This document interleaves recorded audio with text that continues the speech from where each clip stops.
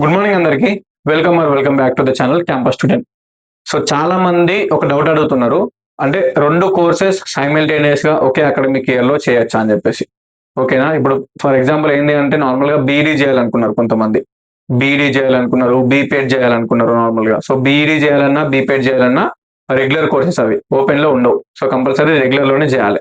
ఈ రెగ్యులర్ లో డిగ్రీ అయిపోయినాక బీపీఎడ్ చేస్తూ లేదా బీఈడీ చేస్తూ మళ్ళీ సైమల్టేనియస్ గా రెగ్యులర్ లో పీజీ చేయొచ్చు అని అడుగుతున్నారు. ఎందుకు అంటే సిపి గెట్ అప్లై చేసిన వాళ్ళు సిపి గెట్ తో పాటు కొంతమంది పీఈ సెట్ అప్లై చేశారు బీపీఎడ్ కోసం.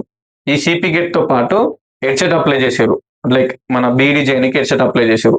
మన ఈ సిపి గెట్ తో పాటు ఐసెట్ కూడా అప్లై చేశారు, ఎంబీఏ గానీ ఎంసీఏ గానీ చేయనికి.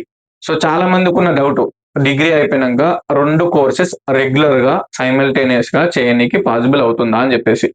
ఇప్పుడు ఎట్లా అంటే 26 ఇది 26 కదా, 26 లో డిగ్రీ అయిపోయింది లేదా అంతకుముందు అయిపోయినా పర్లేదు. ఇప్పుడు 26 లో అడ్మిషన్ తీసుకోవాలనుకుంటున్నారు.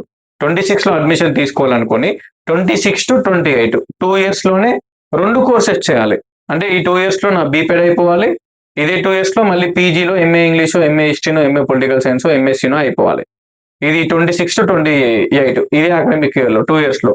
కొంతమంది ఏమో ఈ 2 years లోనే బీఈడీ రెగ్యులర్ గా చేయాలి అండ్ బీఈడీ చేసుకుంటూనే మళ్ళీ రెగ్యులర్ గా పీజీ కూడా చేయాలి అని అడుగుతున్నారు. సో సింపుల్ ఏంటంటే డిగ్రీ అయిపోయిన తర్వాత మనకి డిగ్రీ టీసీ అనేది ఒక్కటే ఉంటది. డిగ్రీ కాలేజ్ వాళ్ళు ఇస్తారు. ఆ రెగ్యులర్ డిగ్రీ కాలేజ్ వాళ్ళు ఇచ్చే టీసీ ఏదైతే ఉంటుందో ఆ ఒరిజినల్ టీసీని మనం కాలేజ్ అడ్మిషన్ తీసుకునేటప్పుడు అక్కడ సబ్మిట్ చేయాలి. మీరు రెగ్యులర్ కోర్సెస్ చేస్తా అంటే మీరు ఏ రెగ్యులర్ కోర్స్ అయితే చేస్తారో కంపల్సరీ ఆ కాలేజ్లో టీసీ సబ్మిట్ చేస్తేనే అడ్మిషన్ కన్ఫర్మ్ అవుతుంది. మనకి అడ్మిషన్ కన్ఫర్మ్ చేస్తారు కాలేజ్ వాళ్ళు.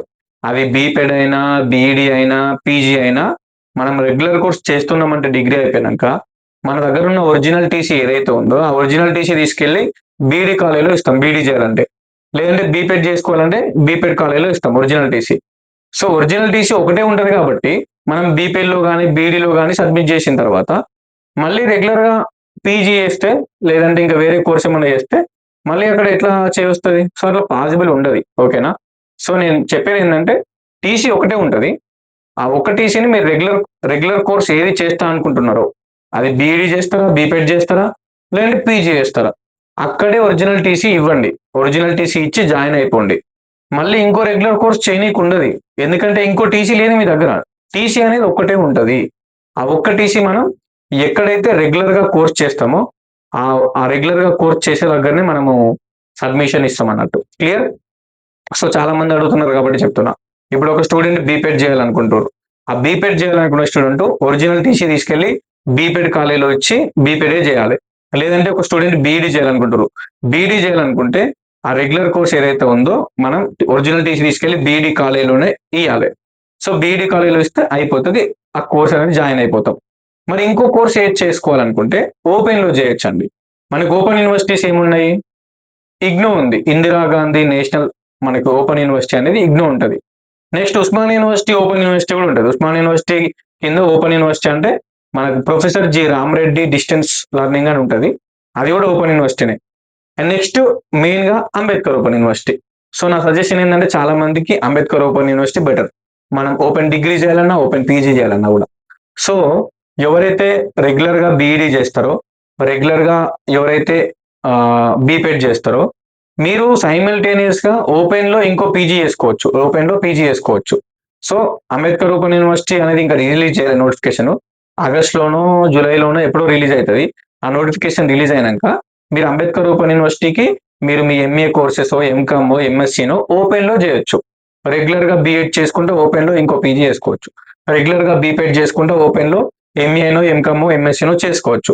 లేదా రెగ్యులర్ గా పీజీ చేసినాం అనుకో, ఫర్ ఎగ్జాంపుల్ నేను రెగ్యులర్ గా ఎంఏ ఇంగ్లీష్ చేసిన, నేను ఎంఏ ఇంగ్లీష్ రెగ్యులర్ గా చేసుకుంటూనే ఓపెన్ లో ఇంకో కోర్స్ చేయొచ్చు.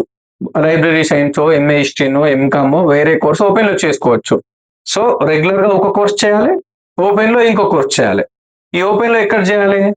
మెయిన్ ఉంది Ambedkar open university. Ambedkar open యూనివర్సిటీలోనే చేయండి మీరు బెటర్. ఇంకా వేరే ఓపెన్ యూనివర్సిటీస్ అంటే ఉస్మాన్ యూనివర్సిటీ ఓపెన్ యూనివర్సిటీ ఉంటుంది. నెక్స్ట్ ఇగ్నో ఓపెన్ యూనివర్సిటీ ఉంటుంది, Indira Gandhi national open university అని చెప్పేసి ఇవన్నీ ఉంటాయి. బట్ బెటర్ ఏంటంటే మన తెలంగాణలో అంబేద్కర్ ఓపెన్ యూనివర్సిటీ చేయడం బెటర్. ఇది అన్నట్టు అంబేద్కర్ ఓపెన్ యూనివర్సిటీ నోటిఫికేషన్ వచ్చినప్పుడు చేయాలి. ఇప్పుడు ఏం చేస్తారు? రెగ్యులర్ గా సిపి గెట్ రాశారు అనుకో, రెగ్యులర్ గా సిపి గెట్ రాస్తే అది రెగ్యులర్ కోసమే, ఓపెన్ లో చేయడానికి కాదు. అర్థమైంది కదా. సో పీజీ ఓపెన్ లో చేయాలంటే సిపి గెట్ రాయాల్సిన అవసరం లేదు. CP get only for regular PG అన్నట్టు. రెగ్యులర్ పీజీ చేస్తా అంటేనే నువ్వు సిపి గెట్ రాయాలి, ఓపెన్ పీజీ కాదు. సో రెగ్యులర్ గా మీరు బీఈడి చేసి బీపెడ్ చేసి ఓపెన్ లో ఇంకో పీజీ చేసుకోరు.